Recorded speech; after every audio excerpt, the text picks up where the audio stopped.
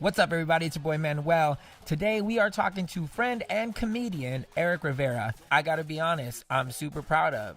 Decided to have the Conads to come on and have this conversation with us. This has been requested from a lot of you who have thoroughly enjoyed our other sex podcasts, but who also wanted to know, hey, what about this other side of life of those of us who are parents who also deal with struggles of having sex after we have kids. We know that you'll get some amazing things from it. If you're not following us on YouTube, please do like, share, subscribe. That's the way we grow this pod, and we love you for it. Hope you enjoy this episode. This is Nights at the Round Table.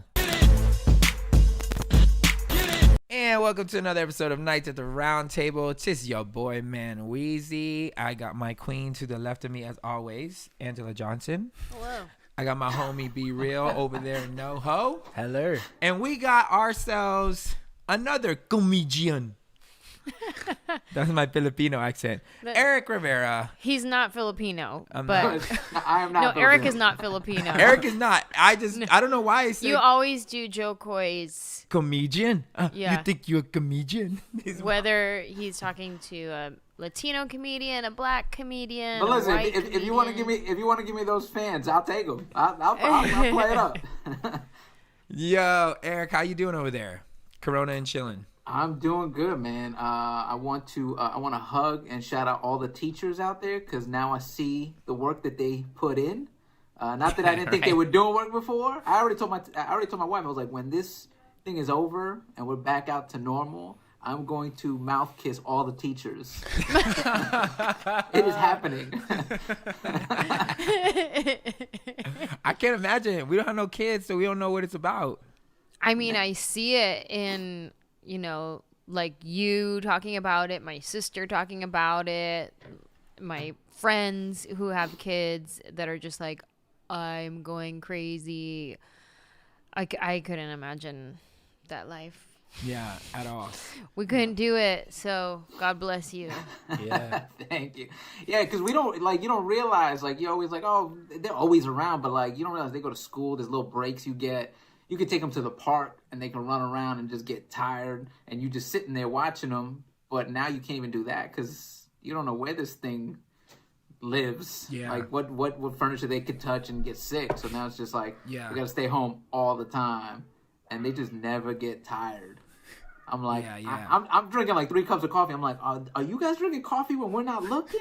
What's happening right now? Man, I don't know. I think it really, at this point, I don't want to say I'm happy I don't have kids. I don't want us to come off like that. No, I get what you're saying. But at the same time, yeah, I'm happy I don't have kids. Yeah, I'm a little Right bit now. thankful right now. It's just me and my wife and our dog. That's just Yeah. it feels manageable. I'm like, when I want to just go be by myself, I can just do that. And I don't have to hear a knock like, Daddy, can you come out? And no. Yo, because literally, Erik, every parent I've talked to is saying the same thing. They're like, oh my God, I can only take these little kids in sections. You don't know how much you appreciate your own time, which coincidentally kind of leads us into the topic of conversation, which is what happens to sex after you have kids. Look, Erik, all of our podcasts, I said, what happened? What happened? What are you talking about? No. Huh? In all of our podcasts thus How do you far, spell that? sex has been the top episodes. So which is, I think it's because that we've tackled them in a very much dispelling certain things that we thought were true. So we've talked about our expectations before you got married, when you're living with someone and having sex, when you finally get married and you're having sex, not even after kids, but just when you finally get married, what are the expectations? A lot of stuff that most people just don't talk about. Mm-hmm. So in doing those episodes, we've had people be like, hey, you're missing a very big demographic, which is us parents who we are also married, or some not married, but we have kids. And that is a very big paradigm shift when it comes to intimacy, especially with the kids when they're younger. Right. And so I was like, damn, I didn't even think about that. And we have zero ways to even touch that subject. So this has literally been months that we have been searching for someone who would be willing to actually just talk about it. And I don't know why people get so like tight butt about talking about sex after kids, but you were the first person that was like, I'll talk about it. So I'll talk about it. thank you for at least being brave enough to weather this type of topic, which I don't think it's like, I don't think it's anything. It's just like, honest and vulnerable is what Yeah, it is. it's like- It's vulnerable. It's inviting people into your space and your privacy, obviously to our own comfort, what we want to talk about. But yeah, it's just something everybody goes through. Everybody who that has kids. Well, everybody who is sexually active, you have your own issues when it comes to sex. It's either the kids, The job. the stress, sexual trauma from my past, like whatever it is. Like everybody has something that they deal with when it comes to sex. Nobody has a perfect sex life. What is a perfect sex life? What does that even mean? Right. You know? So I think a lot of our listeners, like Manny said, they're like, hey, what about us? We need some advice too. We need some like how do other people do it? Which Literally I'm and curious- figuratively. Which I'm curious, Eric, maybe you have some friends, or B, you have some friends, but I don't have any friends that have kids let me stop. I have a couple of friends who are willing to at least talk about their sex life post kids. So I have a friend I have two close friends, both of them who have admitted that it does get harder, but that they're still crazy active. Mainly because the dudes are horn dogs. But what is your what do you feel as far as the expectation? Did you have an expectation prior to kids within the marriage? Because obviously you probably had an expectation going into marriage what sex was going to be like. Tell us what that expectation was. Then tell us, did you or did you not have an expectation post kids, and did it line up? Well, I think a lot of people are scared to talk about it. We'll start here. I think a lot of people are scared to talk about it because at times we put so much value on that intimacy, on sex, right? So like when you're a young couple, like it's all the time. So once that starts changing, people get nervous to talk about it because now, let's say you were every day, and then all of a sudden you live together, and it's like, oh, we 3 times a week. And then you're always going to have somebody judge you. Oh, that's it? Just 3 times a week? And then you get married and, schedules happen, work happens, life happens, and then it starts dropping. So, like, once you get married and that number drops, people see it as a warning sign when it's really not. You're adapting. Things are happening. Life is happening. For instance, like you and Angela, like you guys, there are times when Angela goes on the road, she's gone, and you're recording, you're doing your own thing, like. And if people ask you like, oh, how's the intimacy? And you're like, well, I haven't seen her in a month. Like, oh, you guys, y'all ain't. It becomes a thing when it's not. It's like we all have our own thing. So if you have realistic expectations going in, that things are going to change. It doesn't matter the frequency of it, but making sure you have that connection from time to time. And I think that's where married people get nervous because like, oh, we only did like once this month. Mm-hmm. It's not that y'all don't care about each other. Life gets in the way, especially like when you first have a baby, the newborn stage, right? She's, past the healing point because there is a long period of that men don't even know about. Like, oh, there's 6 months you can't do anything. Like 6 months, it's crazy. But there's a level of tiredness you're into. So like you have a baby at home. This baby doesn't know anything. Doesn't have a routine because it's just brand new to the world. You have to teach it all this. So every 4 hours is waking up and wants to feed, and you're going through all that. Like you don't even think about that intimacy because you're now dealing with this new thing that's happening in your life. So we have to sort of change the value of what that intimacy is, because now it's just intimacy could mean anything as little as like, hey babe, you need some help with that, or hey, I did this for you. I made you this sandwich because I know you're going through all that. So you start changing the definition of what intimacy is. Yeah. That's dope. That's such a good point. And thank you for even sharing those two things. Like Do you need a sandwich? Do you need help with anything? Because I think that's helpful for people to hear other options of intimacy. And we had shared on another podcast about when we were touring apart from each other, what we went to a therapist who gave us some other options of how to still have intimacy while we were apart. And so we learned those techniques and those tools. But do you have any other ones that you would want to just name off that for you guys, like other ways to have intimacy while you are too busy with the baby and teaching a baby how to be alive? Well, in the beginning, you just have to sort of see each other's needs at that point. Like, I like women, I give you so much credit. When you first have a baby, first of all, it's almost like a near-death experience. Like, life is coming out of you. You're losing blood, your hormones. Like, it's just crazy what they go through. Then they're home and healing, but at the same time they're healing, they have to feed the baby. Their hormones are going crazy. Like, they're going through so much that sometimes, guys, we're not aware of, because it's like, even if you look at society, like, you have a baby, you get 2 months off and then you come back.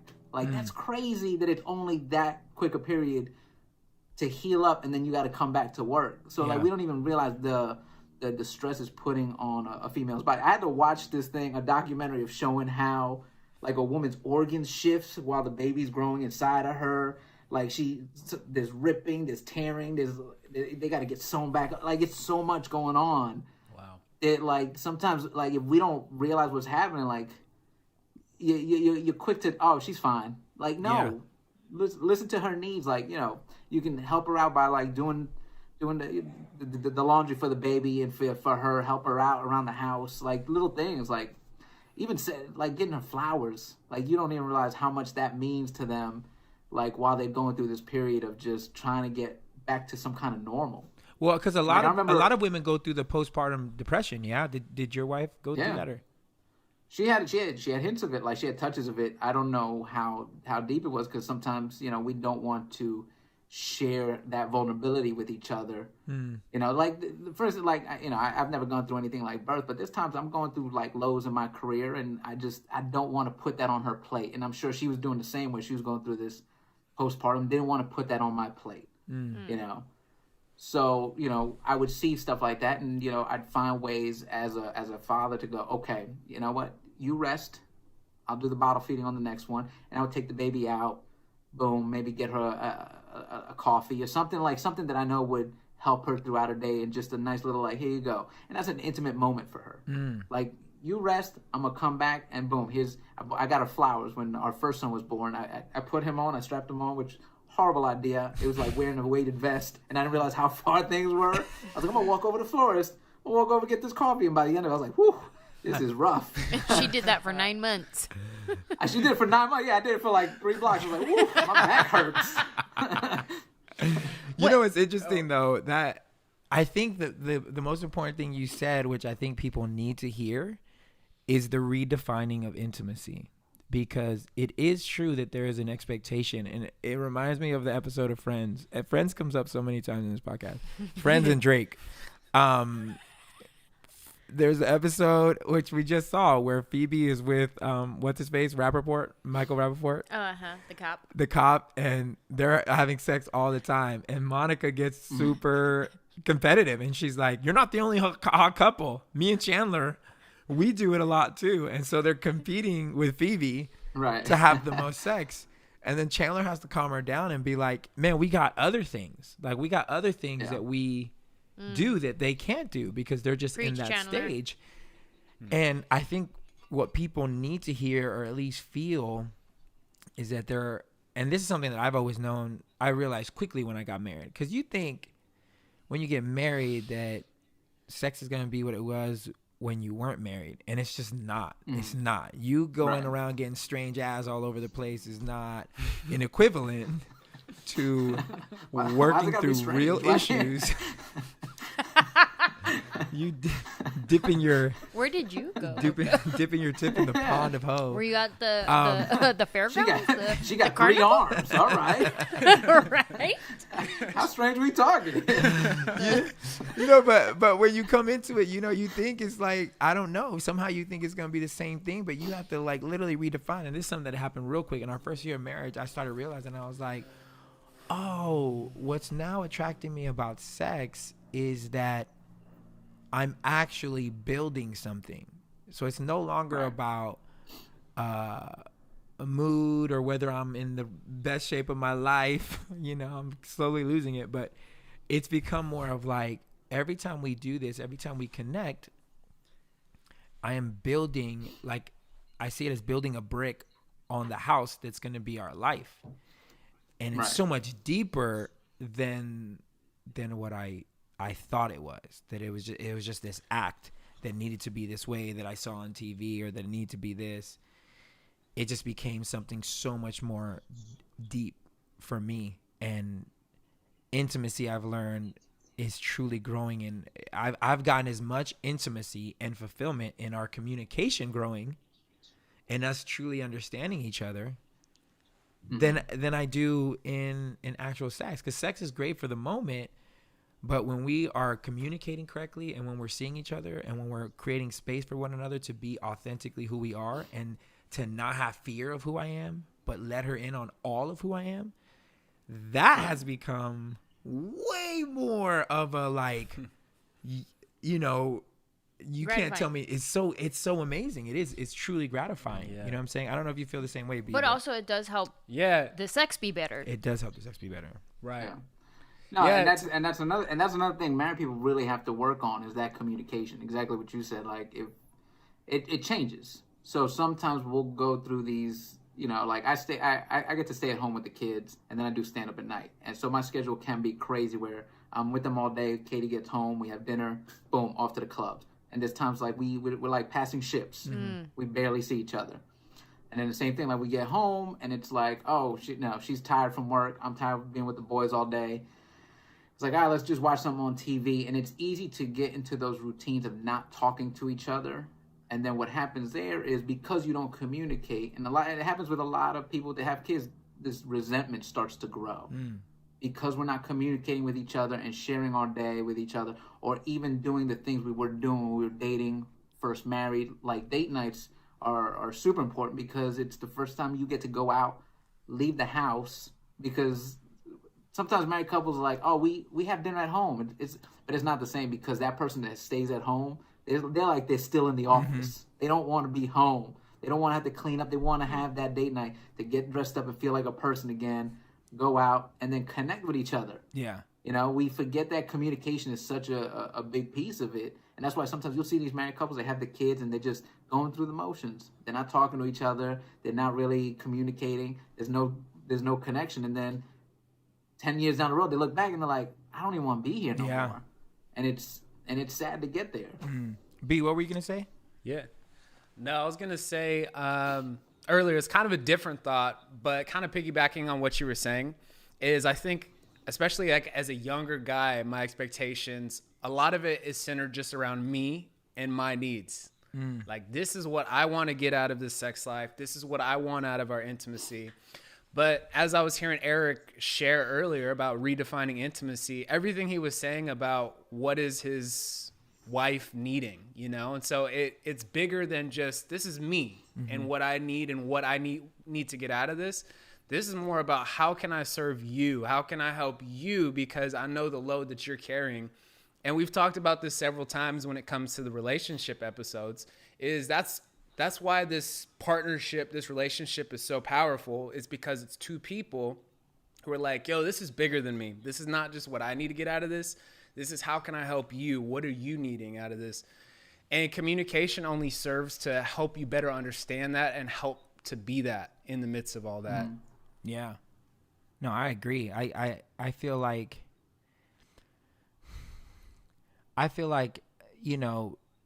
there isn't much in society that pushes us to challenge our thought on intimacy, considering that there is no movie that really like draws this out, or no show or no whatever. It's kind of like the hot and the sexy is the pinnacle, or it's what everything should be. And I don't want to downplay it. I don't want to downplay a thriving sex life. But at the same time, at least realistically speaking, when the second you do get married, and I can only imagine with kids, schedules and stress and career, all these things play so much of a big part on whether or not you're feeling frisky or not. And I always say, like, when you're single or when you're not living together or when you're not married, you go into your own world, you do your own thing, and you come back when you need to get that fill, but then you bounce, and then you're doing whatever you're doing. There's no weight of responsibility of needing to figure things out, because you can just bounce out of the relationship when it gets too much drama for yourself. But everything else weighs. There's a weight of responsibility, I feel, and even more so with kids, that I can imagine puts a strain on a sexual relationship. Kind of reminds me of the when you were saying there's not many like movies or whatever, but there's this one scene in what is the movie called with Tina Fey and Date Night? Yes, and they're getting ready for bed, and he was like, "Oh, I thought we were maybe gonna, have sex tonight." And she goes, "Oh, okay, hold on." She's taking her retainer out and like slobber, and she's like, "Hold on, just give me a second." And like, that's more of an accurate depiction of most married couples' sex life, I'm assuming, especially if you have kids as well. You know what's a great movie to see? The Change Up. What's that one? With Jason Bateman and Ryan Reynolds. Oh, yeah. That's a good And one. Leslie Mann. Where they switch lives, yeah. They switch lives. And that felt very accurate.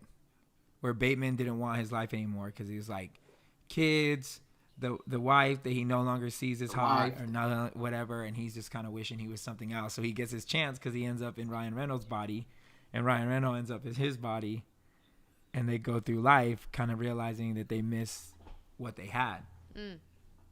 Right. But it felt accurate. That and This Is 40. Which one's This Is 40? With Paul Rudd and Leslie Mann again. Yeah.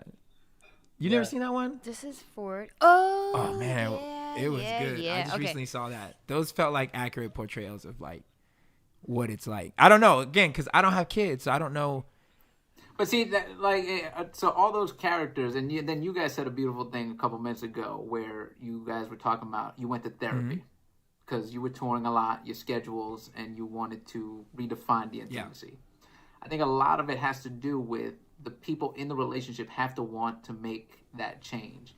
Like, now, I don't know your parents. I don't know Brandon's parents. I can tell you from my experience, what happens is a lot of times we see what we saw with our parents or our grandparents, and we think that's what marriage is. Now, my parents were married for 30-some years. I think I seen them kiss each other maybe one time, and it was as a little kid, I was like, "Why don't you kiss her?" And they like, that's it. Like, they were always bickering at each other, barely talked to each other, didn't communicate. So what happens is, as a person, that software is downloaded on you. So that's what you think, marriage is supposed to look like.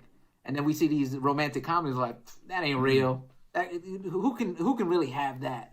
So as a married person with kids, I took it upon myself to go, I want to change that. I don't want that to be marriage, because then I'm just going to keep spreading it forward and forward and forward. Like, that's what my kids are going to think marriage is. And they go, I don't want to get married. Mom and dad barely talk to each other. They were always fighting. Who wants that? They didn't go out and do date night, but they get to see us get dressed up. They get to see us be playful and flirty with each other. And they go, oh, okay, cool. That's now they have that picture of this is what marriage is. So I'm downloading a new software on them. But again, you have to want to make that change, or it could become a cyclical thing. Like, I got cousins that they get into these toxic relationships because that's what they saw, and that's what they saw. So it just keeps repeating itself until finally somebody goes, no, that's not what I want. I want this to be different. So the same thing with the intimacy after kids. It's like we could easily just go, not talk to each other, not communicate, and not have the intimacy, or we can make that effort of like, how can we change that narrative and make it a thing, make date night a thing, make let's, be sexy around each other. Let's not have to just throw on like flannel pajamas, just like, hey, what's up? We're not doing this tonight, Like you got to make those conscious efforts to change that narrative. And it's funny because I think, at least I assume that a kid would be a good enough reason to let things slip. Because I think it's the one thing you both can agree on, that this is hard. So if we do let a couple of date nights slip and then it turns into like a couple weeks of no date night, or I'm tired, me too, man, this is tough. It's very much something that you can justify, because it's like, yo, this is tough. Both of us know that this ain't easy. So we both get a pass on letting things slip. So I say that because I feel like you're 1,000% correct. Like if you don't, and this sounds weird, but I remember this one married couple told me that they put themselves before their kid in the sense of protecting their marriage. Not that they wouldn't die for their kid, or not that they wouldn't whatever, but they don't let their marriage be succumb to their kid. Their kid has to succumb to their marriage. They got to keep their marriage 100, and the kid has to play a role in that. Now they're going to teach them to be a functional human being, and they're not going to abuse them, but they're not going to change their whole life so that everything is set up for this kid who doesn't even know right from wrong yet, doesn't understand the dynamics of relationship, doesn't understand anything. So you look, the 8 years gone by, and you've made this kid your whole world, and your husband's taking the back seat, the wife is taking the back seat, and this kid doesn't even know that he's like literally slowly killing your marriage. Because he's not doing it on purpose. Instinctually, he's just, I want this, give me time, give me whatever. If you don't think, if you don't in your mind, and this is just a somewhat educated guess at what I would think would be the smart thing to do, which is pick your spouse over them, so that you can keep showing them when they do grow up and are able to look at a relationship and be like, that's what a marriage is, that it's healthy at that point. Not that it's sucked every type of joy out of it because you both had to raise a kid and it got too hard. No, I totally agree. When we first had our first son, because we got to two, like there was times we wanted to, go out. Oh, there's no sitter available. Okay. So we would legit put him in his car seat. He was asleep, and just plop him right there on a chair right next to us.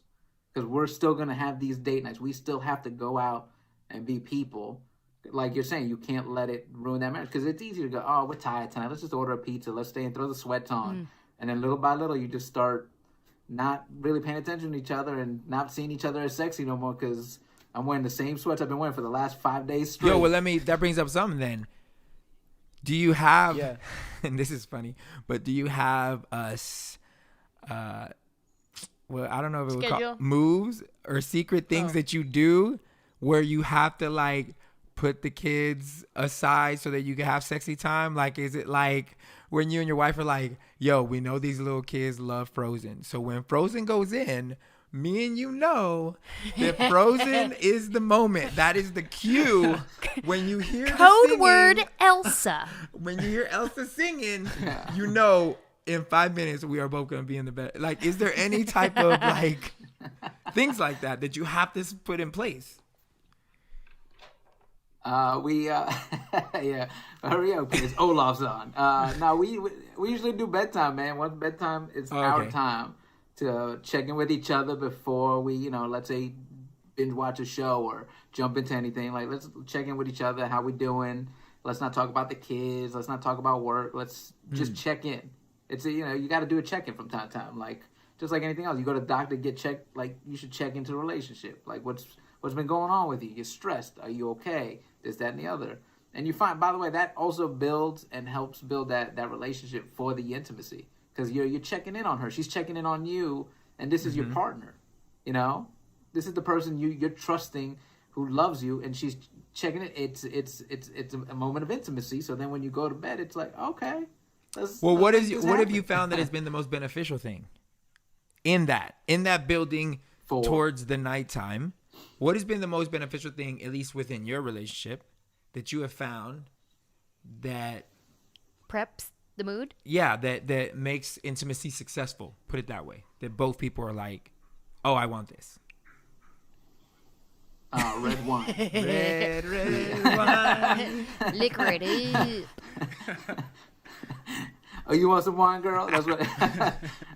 No, it's just constantly, checking in on her needs, checking in on her, making sure she's good, because it lets her know that I do care about her. I'm not just going through the motions.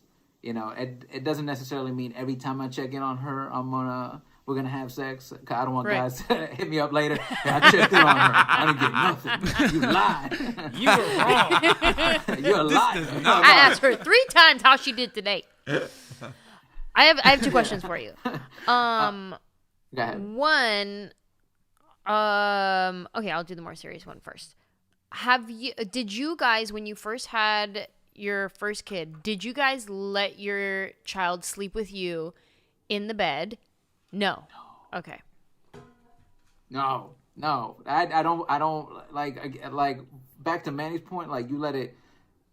Your marriage comes first, and don't get me wrong. Like, I know there's those books like, oh, you co-sleep and the baby. Nope.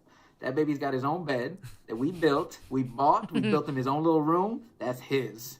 This is ours. Don't get me wrong. In the first couple months, the baby's got the Bjorn that's in the room, but it's still his. That's his space, because you have to teach that child, what's his, what the routine is, what the schedule is. Once you start just blending that all, like, oh yeah, you can sleep in the bed, you can do whatever you want, then it's anarchy. You don't want that. I do know some marriages that, and I'm not saying, oh, that's why they fell apart or whatever, because I'm sure there are people who have slept with their baby in the bed and they're okay with it. But, they let the baby sleep in the bed, then the toddler, he's now a toddler, and now he's like 4 years old, still sleeping with him in the bed. Like, where is your intimacy time?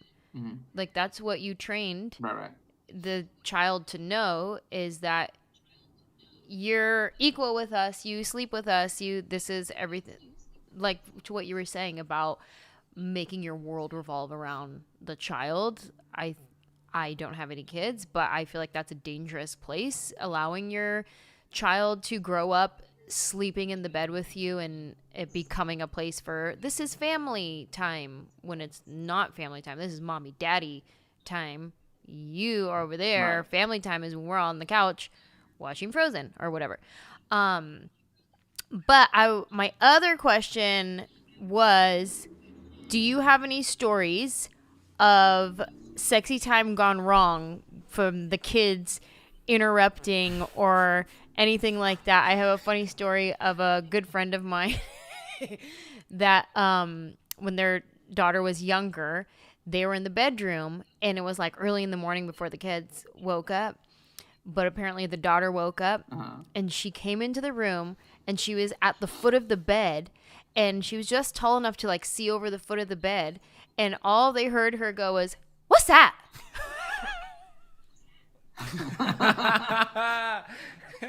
What's that? Do you have any stories of the kids interrupting or anything crazy? Luckily, we have not had that traumatizing moment of like, "Get off mommy!" We did have one night where we were in the bedroom and then all of a sudden we heard one of their bedroom door open and we're like, and it was that frozen, just like, don't move. It's like Jurassic Park. Like, we can't see you if we don't move. And quickly got dressed, and then one of them wasn't feeling good, but we have not, knock on wood, have been caught yet. Where one of them walks in and is traumatized. Have you ever walked in on your parents? I got a question. B or Babe, have you ever walked in on your parents? No, I've never seen. I'm like Eric. I've never seen my parents kiss before. No, like you don't even know how you got here. Yeah. I don't even know how I got here. How did it happen? No, I had a question for you, Eric. What do you feel like was the biggest misconception that you thought your sex life would be post kids? Well, you watch movies and television, and always like these people are never having sex, and you're just like, oh, I guess it's over at this point. Like, even like I do I'll do shows and you ask people like, oh, what advice you give, and it's always like, no, don't do it, and you're like, all right, that just sounds awful. Like, why would anybody get married or have kids? But it's not that. It's, again, you got to put in that effort. You got to put in that work to what you want this marriage to be. What like, again, I saw my parents. They barely talked to each other. They never went on vacation. They never really took the time and effort to communicate to each other. So I make that conscious effort to do different things. I try to change that narrative of being sweet with my wife, helping her out. We hug. We'll sit on the couch and put our arms around each other, and the kids see that. We communicate. We check in with each other. Vacations. We go on vacations together as couples, just me and her. Well, grandparents watch the kids, and we get to go off and do, like, we went to Spain. And that was a beautiful time we had together, just me and her, where we got to experience a different country by ourselves. And then we do the family vacations as well. Like, my parents never did any of that. So for me, it was like, marriage sounds awful. Man, that's funny, because it is the only thing I do remember from my parents that of intimacy is my mom rubbing my dad's head. I've said that before. When he would drive, she'd do this while he was driving, and to this day, that's like the most important thing when I drive. Like, it's my favorite if my wife reaches over and plays my head. Because as a little kid, I was in the back watching my mom do that, and I was like, "Oh, my mom likes my dad. That's so cool." Like, oh, she likes it. This is awesome. In our family, you're right. Like, you grow up and this is what you see and what you register in your mind. We have a huge family, and for holidays, birthday parties, whatever, we all get together, all the cousins, aunts, uncles, everybody. And there's this one couple in our family, my cousins, Gary and Christy. They were always the most affectionate couple, and you would always find Christy sitting on Gary's lap. She was always sitting on his lap. They were always hugging, kissing, so affectionate all the time. And then me and Manny got together, and we are very affectionate. So I'm always sitting on his lap or whatever. And so that was kind of like the joke in the beginning, was we would battle like they were the older generation because they're like in their early 50s. And then us, we're like super young. And then that became like the battle of like, oh, watch out, Gary and Christy, we're coming for you, because we were like the new affectionate couple of the family type. So it's interesting, like, what you see and respond to and register. And then also just my instinct. Touch is my love language. But it was nice for me to know that I had an example to look to of healthy affection in my cousins, Gary and Christy, and that I could see that and be like, yeah, that feels right. I guess you're right, because a lot of people, Eric, you're right when they say, like, there is an assumption with being married with kids. Like, we could probably all rattle them off, like, there goes your love life. There goes all your money. There goes peace and quiet. I know, because I've said these things before. I'd be like, why don't you want kids? I was like, yo, I really like sleeping. And I like doing what I want to do when I want to do it. I like going on vacation. I like doing all these things. But something that you're telling me, which really I think dispels all of the things, is just the word effort. And it's something that I know I have to, me and my wife talk about all the time, because I know with me, I'm a hopeless romantic. I'm not the kind of guy that's just like, I just want it when I want it, and it doesn't matter what it is. It's just, I'm all about the romance of it all. To me, it's way better if it's romantic. But any situation can be overcome through effort, no matter what the ordeal, no matter how difficult, no matter how many kids. It just takes somebody literally prioritizing the other person more than this other little human that I understand needs you for a good majority of the beginning of their life. But no one ever foresees this little hellion leaving and going away, and then you're left with this marriage that either survived kids or didn't.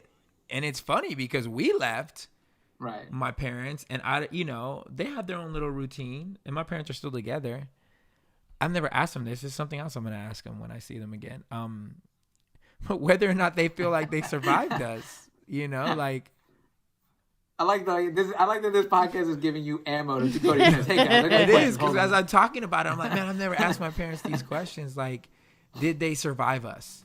Or when we left, did they notice, that empty nest syndrome, like, did their world just freaking change? Right. Did it collapse? Because if you're living to try to only do one of the things, which is make sure that this kid is amazing, which I think you should do. But if you don't nurture the other half that's going to be there long when this other kid is gone and maybe not even talking to you, or who knows what the hell this little kid is going to grow up to be, you may not want to talk to him or her. But you still have this significant other that is supposed to be your lifeline. It's supposed to be your other half. I just can't imagine people surviving, 18 years? I mean, that's why. Of putting someone else first. I'm not going to say that's why. But I have seen couples that divorce as soon as their kid goes off to college. And then people are like, wait, what? After 20-something years? Yeah, that's what happened to Brandon, why don't you speak on that? Yeah. Well, it's because it's exactly what you're saying is people, we put in the effort in raising the kids. We put in the effort in work. We put in the effort in our dreams. But the one thing people aren't putting effort is that relationship, that marriage. We just let that go off to the wayside for some reason. Take for granted. It'll be fine. And then, yeah. Yeah, it's like, when you're flying an airplane and they say, hey, in case of emergency, please put your own oxygen mask on first, and then the minor that's accompanying you. It's like a lot of times without prioritizing that connection, I'd imagine, it's like you're putting the oxygen on this little kid and you yourself, you're like dying, And that's kind of what happened in my parents' marriage of like, as soon as my sister and I were out off at college, my mom was like, yo, I'm done, We kind of held it together for you guys. But then it goes back to the point of like, hey, at what point was this lost? Because at some point you guys were in love. There was a strong connection, and I think there was probably some things that needed to be patched up during my sister and I being there. But I don't think that was the whole thing to blame. I just think a new challenge came, and maybe that effort that was going there at first now kind of went towards the kids, and priorities got mixed up there. I think it's interesting that probably the reason is because it's easier to not resent your kids. Because for whatever reason, as a parent, you expect them not to know stuff. You expect them, you teach them. You'll get mad at a kid. You'll be like, damn, this little guy is a freaking annoying little shit. But you usually forgive your kid a lot quicker than you'll forgive your husband and your wife. And I'm curious as to why. Is it the expectation? Because if your husband or your wife ain't doing the little things for you, or like you said, Eric, if you weren't bringing flowers, if you weren't trying to check in, I feel like resentment can build because there's an expectation of you should know better. This little kid, they don't know no good. We need to teach them. We don't extend each other the same type of grace, the same type of understanding of like, man, as much as we're grown-ups, as you can see when we're raising this kid, there's a lot we don't know about life. We don't know about psychology. We don't know about communication. So I think the downfall starts when you stop caring about that other person being happier than you are. Right. If they're not making you happy, they don't deserve happiness. It has to come. Right. Now, but it all goes back to communication. The line you just gave me was they should know better. Like sometimes the other person's so caught up in their own stuff, they don't know better because they're so busy with what's going on. Like your partner could be busy at work with stuff that you don't even know about, and you're like, oh, she didn't even notice, this new shirt I had on, or she didn't even remember to compliment me on this, and then that resentment builds. Like with anything else, we'll put our foot down and communicate if things are not right in other things in our life. Like if we did a comedy club and you showed up to the green room and that green room was a mess, you would say, hey, this green room's a mess, and said, oh, we're so sorry, they'd come and fix it. But we don't do that with our spouse to go, hey, let's take a second, we good? Like that check-in. And then that starts to build, man. And then people, like you said, like that resentment builds, like, let's just hold this together for the kids. will be. By the way, me and my wife do have an ongoing joke of that count now because the littlest one is 3. Like 15 more years, they out of here. 15 more years. It's true, but most people live that life of when the kids leave, then we'll start living our life. We'll start whatever it is that we really want to do. And I think, but we got. I try to think about my parents, and I feel like, my parents. I mean, my mom, a couple times in life, asserted that she would possibly bounce, but she told me she never did because of us, and I'm kind of glad because my parents' story is cool, I think my dad has become such a better person, and now being married. How long have they been married? Man, they're probably going on like 40 years. Well, I mean, you're my mom was 28 when she got married, and she's 70, I think 72 now. 38, 48, 50, I'm not good at math. 68. So. Yeah, so like 44 years. I don't know my mom's age. I don't know her name. Yeah, like 44 years they've been married. It's good to see them now because there's way less arguments, way less everything. My dad talks way sweeter. When we're at his parents' house and they wake up earlier than I do, I can hear them in the living room, not arguing, just talking at the highest volume. Papa, but why though? Loud. Exactly. Dang, babe. That is what I wake up to when I'm at Puerto Rican house. When me and Katie first started dating, so my parents used to go to a Spanish, it was bilingual, but it was mostly Spanish-speaking Pentecostal church. And she grew up in Maryland, and she went to like Presbyterian, Baptist, like it's very different. And one my parents wanted to invite her to church, and when she went, she was like, "Why is this guy yelling at us? Why is he so angry?" I'm like, No, he's preaching. Because the dude like, por la sangre, and she's like, I don't Yeah, that cultural difference. I don't get it, but I love it. Y'all are loud too. Don't act like you ain't loud. Like Mexicans ain't loud. Sure, no, we are loud, but y'all's aggressive. We're passionate. We're considered Latin lovers, whereas Mexican not so much. There you go. That's not a diss to Mexicans. It's just you don't really, the Mexican dudes aren't like thrown up there as Latin lovers, No, because we're hard workers. We're working too hard. Right. Okay. I'm not mad. We're too busy. What other questions do we have? Any more? I mean, that was all that I had. Okay. I don't know if B, do you have any more questions? No, not really, because the situation is different. I think one of the ones was like originally kind of my things is like, hey, there's going to be this reconnection time after the kid is born and the challenges of that reconnecting. But kind of what you were saying, it's not really a question because that connection is something that you were prioritizing already. But I know for some people, obviously you said it was like a 6-month kind of gap right there.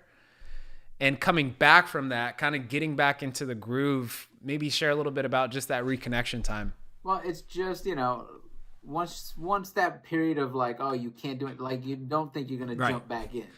Like don't think after the 6 months, like guys will start timing it like, all right, one more day, girl. But yeah, again, you constantly, with any relationship, even without kids, like you have to roll with the punches. Things are going to change once you move in together. Things are going to change once you get married. Things are going to change once you start having kids. So like being able to adapt and roll with those punches and then redefining what intimacy is, you'll find that, things will get better. Like you'll find your new normal in it all. Like one of the big things too is like once women have done healing, like they just don't feel like themselves because now they've got the baby weight. So now it's trying to help them, like make them feel attractive again. Like some guys don't even think like, I'm horny, girl. Let me in. It's like, no, she just doesn't feel like herself. You gotta, like you courted her in the beginning before you started even dating her. Like that's what you gotta do again, sort of. You gotta redefine this new normal of like, this is who we are, Yeah, I think that you're right. Like in many stages of marriage, that's what like almost a mandatory thing. You have to check in, which is probably why that book that we read, the initial thing when we did the 7-year marriage before it starts, that workbook says you should probably do this every year or every other year. Like you should probably come back and ask yourself all these questions again, because you're going to change as people. You have to check in. You have to make sure. And I think, P.S., side note. What? That's accusatory finger. What are you going to say? I know you accidentally, when we were working on writing skits, calling it the new normal. But I think in the last 4 podcasts, I've heard people say the new normal, which you may be onto something as far as calling the show the new normal. That's a side piece. I thought you was about to attack me. I was like, what? Let's go. What? I didn't attack you. He went like this, and you were like, "What?" That was that Puerto Rican passion coming out with the finger like this. No, look. At the end of the day, this is what I feel. If you are listening to this, and you are the one that asked the question, I think at the end of the day, the main theme, if you haven't heard anything else, the main theme is effort and communication.